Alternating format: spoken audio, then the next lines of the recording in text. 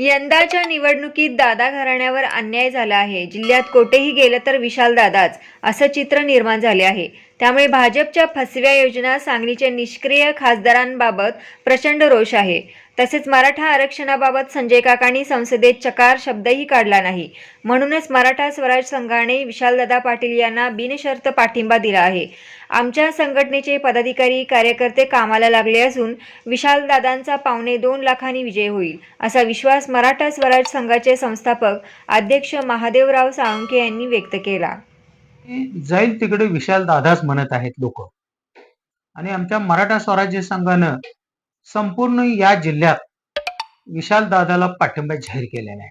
आणि मराठा आरक्षणाविषयी लोकसभेत त्यांनी कधीही तोंड उघडलेलं नाही. मराठ्यांना कोणतीही मदत केलेली नाही.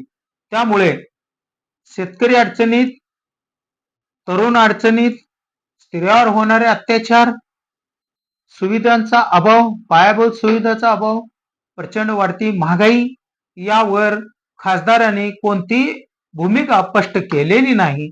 आणि केविड प्रकरणात आणि पूर प्रकरणात खासदार कुठेही दिसलेले नाही. पुढे ही निष्क्रियता आम्हाला आवडलेली नाही.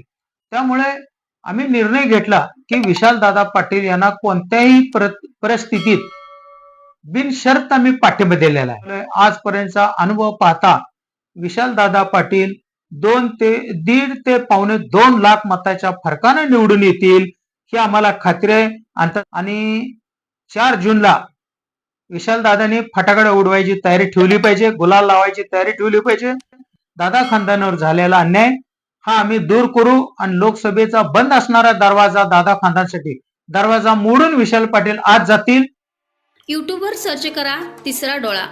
तिसरा डोळा चॅनलला सबस्क्राईब करा.